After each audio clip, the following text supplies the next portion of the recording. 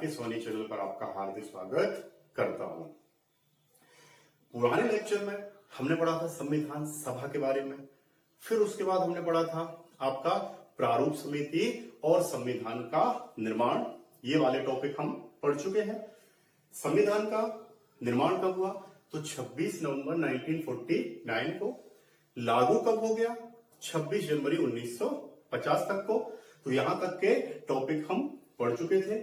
जो भी विद्यार्थी इस चैनल पर नए हैं या जिन्होंने पुराने लेक्चर नहीं देखे हैं, उनको लिंक में लेक्चर प्राप्त हो जाएंगे। डिस्क्रिप्शन में आपको लिंक दी गई है, वहां पर आपको पुराने वीडियोस प्राप्त हो जाएंगे और आप फर्स्ट वीडियो से पॉलिटी के लेक्चर देख सकते हैं। क्लियर? तो अगला लेक्चर स्टार्ट करते हैं, संविधान की विशेषताएं। अब देखिए, संविधान बनकर हमारा तैयार हो गया है। संविधान क्या हो गया है? बनके तैयार हो गया, लागू भी हो गया। अब जो हमारा संविधान बना उसमें कुछ ना कुछ विशेषताएं होंगी। जैसे हर व्यक्ति में कुछ विशेषताएं होती हैं, हर वस्तु में कुछ विशेषताएं होती हैं। तो ऐसे ही हमारे देश की विशेषताएं हैं और उन विशेषताओं के बारे में आज हम पढ़ने वाले हैं। मैं आपको यहां पर एक बात और बता दूं कि कभी कभी सीधा मेंस में क्वेश्चन पूछ लिया जाता है कि संविधान की विशेषताओं का वर्णन कीजिए या संविधान की विशेषताओं की व्याख्या कीजिए, या फिर ऑब्जेक्टिव में यहां से काफी क्वेश्चन बनते हैं। आपसे पूछ सकते हैं कि विश्व का सबसे लंबा संविधान कौन सा है, धर्मनिरपेक्ष का मतलब क्या है। तो यहां हम जितनी भी विशेषताएं पढ़ने वाले हैं उनके अंदर के वर्ड आप लोगों को समझना बहुत आवश्यक है, क्योंकि यही वर्ड जब हम एक एक करके टॉपिक पढ़ेंगे तो वहां पर आपको मिलेंगे, और अगर वहां आपको समझ में नहीं आए तो आपका आगे का कंसेप्ट क्लियर नहीं होगा। तो इसलिए हमें यहां पर कुछ शब्द समझना बहुत जरूरी है। वही शब्द आपको आगे वाले टॉपिक में मिलेंगे। तो यहां से आपकी क्या हो जाएंगी? सबसे पहले तो विशेषताएं कंप्लीट हो जाएंगी, जो प्री और मेंस दोनों के लिए जरूरी है, चाहे वो कोई भी एग्जाम हो। दूसरी बात, यहां से बहुत से वर्ड मिलेंगे, उनसे परिचय भी आपका होना जरूरी है। तो बहुत अच्छे से आपको इस वीडियो को देखना है और अंत तक देखना है, जिससे आपकी एक बार में विशेषताएं पूरी क्लियर हो जाए, क्योंकि यहां से आपका बेस बनेगा और ये जो टॉपिक है आपका बहुत महत्वपूर्ण होने वाला है। तो अभी तक जिन विद्यार्थियों ने इस चैनल को सब्सक्राइब नहीं किया है वो सब्सक्राइब कर लें, लाइक करें और शेयर करें, जिससे सभी लोगों तक यह वीडियो पहुंच सके। ठीक है, बढ़ते हैं अपने टॉपिक की तरफ, संविधान की विशेषताएं। अब देखिए, एक एक करके हम इसको समझेंगे। अगर हम बात करें सबसे पहले, तो सबसे लंबा एवं लिखित संविधान।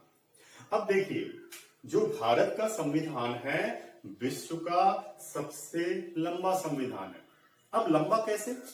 लंबा इस प्रकार से कि भारत के संविधान में 395 आर्टिकल, 12 अनुसूचियां, उसके बाद 25 भाग, जो किसी भी देश के संविधान में नहीं है। चाहे हम अमेरिका की बात करें, चाहे हम कनाडा की बात करें, या चाहे हम दूसरे देशों के संविधान की बात करें, तो भारत के संविधान में 395 आर्टिकल, उसके बाद आपके 25 भाग। अब अगर 395 आर्टिकल के बाद हम बात करें तो 1, 2, 3 में भी सब टाइटल जुड़ गए हैं, तो ये करीब हो जाते हैं आपके 448।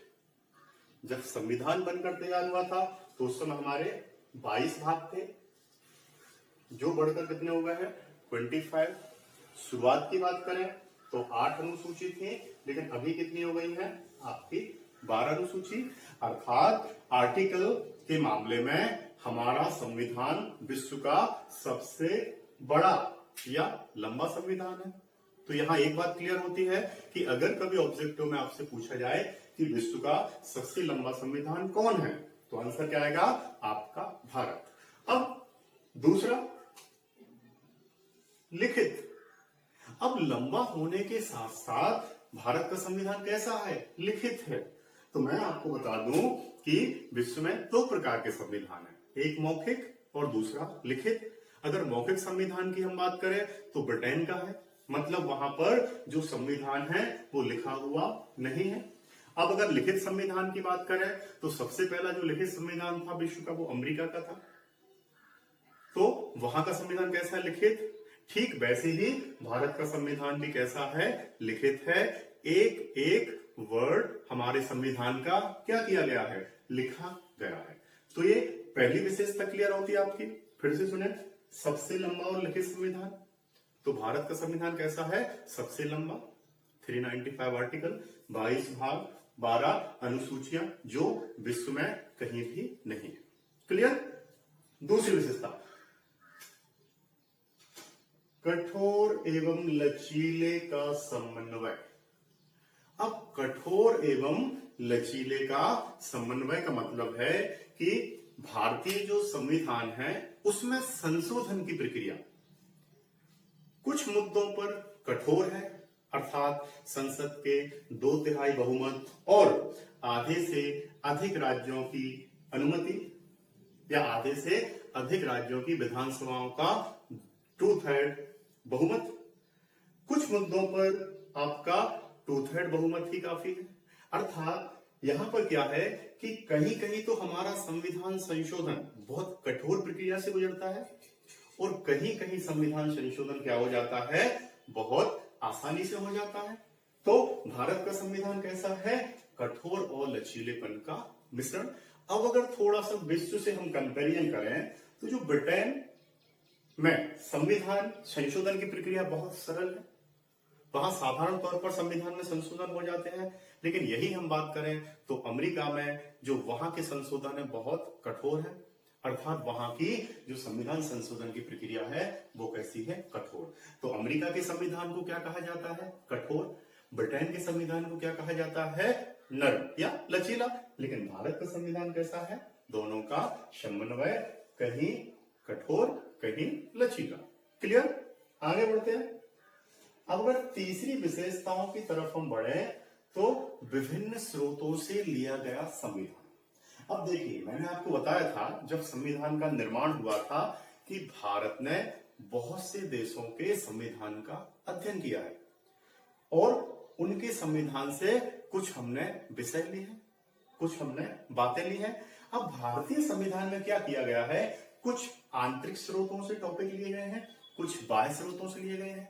अब अगर आंतरिक स्रोतों की बात करें तो आपके 1773 से जो रेगुलेटिंग एक्ट स्टार्ट हुआ 1947 के भारतीय स्वतंत्रता अधिनियम तक बहुत सारे एक्ट बने जो हम पढ़ेंगे संविधान के विकास के तहत। तो वहां पर 1935 के भारत शासन अधिनियम से बहुत सी चीजें हमने भारतीय संविधान में शामिल की है। तो ये कौन से स्रोत कहलाए? आंतरिक स्रोत। अर्थात हमने 1935 के संविधान 1935 के भारत शासन अधिनियम से यहां पर शामिल की है चीजें। क्लियर? अब बाह्य स्रोत, बाह्य स्रोत का मतलब होता है कि दूसरे देशों के संविधानों से भी हमने बहुत सी चीजें ली हैं, वो हम पढ़ेंगे। तो ये विशेषता क्लियर हुई, विभिन्न स्रोतों से लिया गया संविधान, आंतरिक और बाह्य स्रोत दोनों से हमने कुछ न कुछ चीजें ली हैं। अगली विशेषता पढ़ते हैं, केंद्र के प्रभुत्व वाली संघात्मक व्यवस्था। फिर से सुने, केंद्र के प्रभुत्व वाली संघात्मक व्यवस्था। इसका मतलब यह है कि भारत में शक्तियों का बंटवारा केंद्र और राज्य दोनों में किया गया है। लेकिन अगर कभी मतभेद होता है या फिर हम ये कहें कि केंद्र शक्तिशाली है या राज्य शक्तिशाली है, तो भारत में केंद्र के प्रभुत्व को महत्व दिया गया है, क्योंकि जो भारत सरकार है अर्थात केंद्र सरकार है वो क्या करेगी? अपने मैनेजमेंट से राज्यों को चलाएगी, लेकिन पूरी तरीके से नहीं। अगर कभी मतभेद होते हैं तो केंद्र की बात मानी जाएगी। केंद्र और राज्यों को शक्तियां बांटी गई हैं। क्लियर? अब ये संघात्मक शासन प्रणाली हमने कहां से ली है? तो कनाडा से ली है। ये हम पढ़ेंगे जब हम स्रोत की बात करेंगे। क्लियर? तो भारत में क्या है?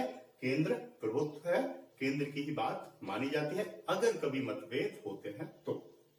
कुछ सूचियां भी हैं, संघ सूची, राज सूची, संवर्ती सूची, जिनके बारे में हम पढ़ेंगे।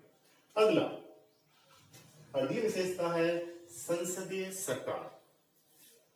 भारतीय संविधान की अगली विशेषता क्या है? संसदीय सरकार।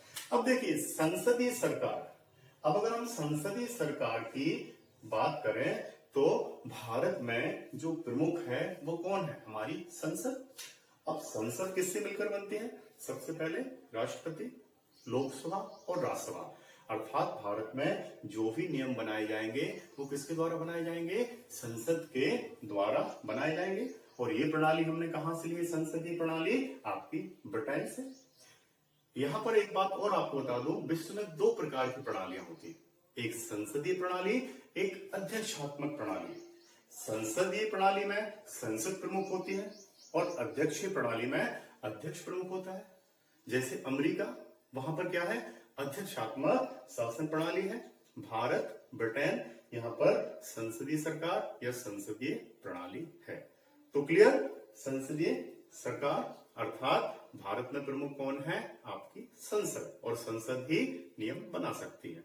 अगला देखें, अगली विशेषता एकीकृत व स्वतंत्र न्यायपालिका। अब अगर हम बात करें न्यायपालिका की, है ना, अब न्यायपालिका का मतलब मैं आपको बता चुका हूं। न्यायपालिका का मतलब होता है न्याय देने वाली संस्था।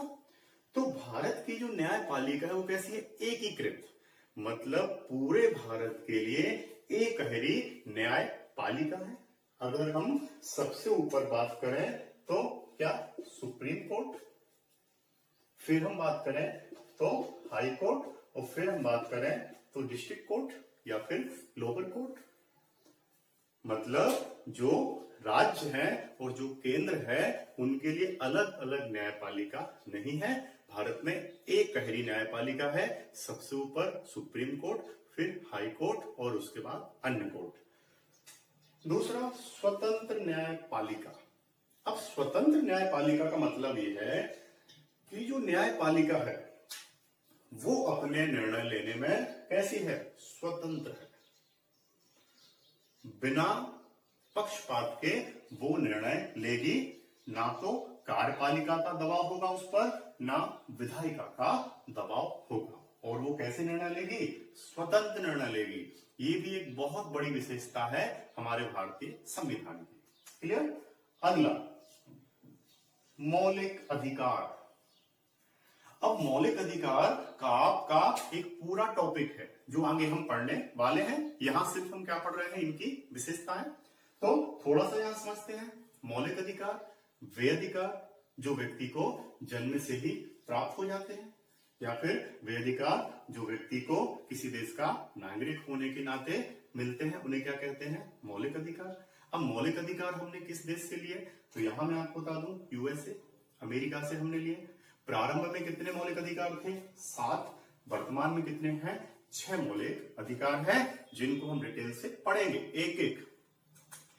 अगली जो विशेषता है मौलिक कर्तव्य। अब देखिए, किसी देश के नागरिक होने के नाते आपके कुछ कर्तव्य भी होंगे। जैसे आपके कर्तव्य आपके माँ बाप के लिए होंगे, वैसे ही ठीक देश के नागरिक होने के नाते आपके कर्तव्य देश के प्रति भी होंगे।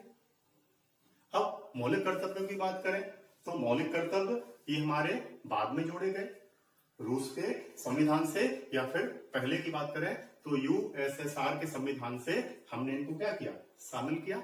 वर्तमान में इनकी संख्या कितनी है? 11। ये भी आपका एक टॉपिक है जिसको हम पढ़ने वाले हैं। अगले बात करें हम अगली विशेषताओं की, तो नीति निर्देशक तत्व। अब देखिए, देश या राज्य जब नियम बनाते हैं या विधि बनाते हैं तो उनमें क्या करना होता है? उनको नागरिकों का ध्यान रखा जाता है।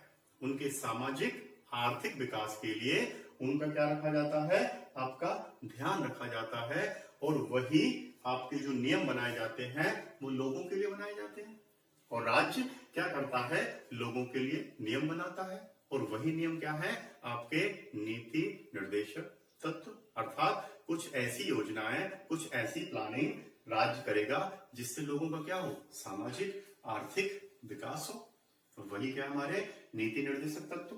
ये हमने कहां से लिए हैं? आयरलैंड के संविधान से लिए हैं। पढ़ेंगे हम, ये भी हमारा एक टॉपिक है जो बहुत डीपली हम पढ़ने वाले हैं। अगला, पंथ निरपेक्ष राज्य। अगला शब्द क्या है? पंथ निरपेक्ष राज्य। इसको हम धर्म निरपेक्ष राज्य भी कहते हैं। बहुत आईएमपी है, अच्छे समझना, क्योंकि ये वर्ड आपको बार बार मिलने वाला है। जब हम पॉलिटी के आगे टॉपिक पढ़ेंगे और आगे पढ़ेंगे तो यहां पर आपको क्या मिलने वाले हैं? ये पूरे वर्ड मिलने वाले हैं। तो यहां अगर आप मतलब समझ गए तो आगे वाले लेक्चर में आपको समस्या नहीं जाएगी। तो पंथ निरपेक्ष, या इसी को हम क्या कहते हैं? धर्म निरपेक्ष राज्य। अब देखिए, पंथ निरपेक्ष का मतलब यह है कि राज्य का कोई अपना धर्म नहीं होगा। मतलब राज्य इन द सेंस हमारा देश, इसका क्या नहीं होगा? कोई भी धर्म नहीं होगा। सभी धर्मों के लिए राज्य समान रूप से महत्व देगा, किसी एक धर्म के लिए विशेष महत्व नहीं देगा। ये बहुत बड़ी विशेषता है हमारे भारतीय संविधान की। अब इसी को हम क्या कहते हैं? धर्मनिरपेक्ष। तो पंथ निरपेक्ष और धर्मनिरपेक्ष दोनों एक ही हैं। लेकिन यहां पर मैं आपको बता दूं कि कभी आपसे ऑब्जेक्टिव एग्जाम में अगर पूछ लिया जाए कि भारत कैसा राज्य है या भारत कैसा देश है, और उसमें ऑप्शन में आपको पंथ निरपेक्ष भी मिले और दूसरा वर्ड कौन सा मिले? धर्म निरपेक्ष, तो आपकी पहली प्रायिकता क्या होगी? पंथ निरपेक्ष। लेकिन अगर ऑप्शन में पंथ निरपेक्ष ना हो तो आपको क्या लगाना है? धर्म निरपेक्ष। क्लियर? तो पंथ निरपेक्ष का मतलब है कि भारत का या राज्य का कोई भी अपना धर्म नहीं है, सभी धर्मों के लिए समान रूप से महत्व दिया जाएगा। क्लियर? आगे बढ़ते हैं। सार्वभौमिक वयस्क मताधिकार। अब मताधिकार तो आप लोग समझते हैं, है ना? भारत के जो भी नागरिक 18 वर्ष से अधिक उम्र के हैं वो क्या कर सकते हैं? अपनी मत का प्रयोग कर सकते हैं। तो यहां एक शब्द आया है सार्वभौमिक। यहां सार्वभौमिक का मतलब ये है कि सभी लोग, चाहे वो गरीब हो, चाहे अमीर हो, चाहे वो पुरुष हो, चाहे वो महिला हो, जो भी व्यक्ति 18 वर्ष की आयु का या उससे अधिक का हो गया है वो क्या कर सकता है? अपने मत का प्रयोग कर सकता है। क्योंकि बहुत से देशों में अलग अलग क्राइटेरिया है मतदान का। भारत में भी पहले सभी लोगों के लिए मत का अधिकार नहीं था, कुछ विशेष लोगों के लिए ही मत का अधिकार था। तो ये विशेषता हमारी क्या हो गई? सार्वभौमिक वयस्क मताधिकार, है ना? अभी तक आशा करता हूं कि आप लोगों को ये चीजें समझ में आ गई होगी। आगे बढ़ते हैं अगली विशेषता की तरफ। एकल नागरिकता।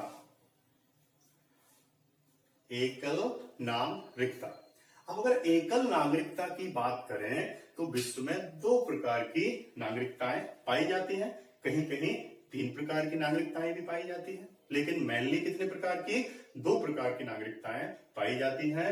एक होती है एकल नागरिकता और दूसरी होती है आपकी दोहरी नागरिकता।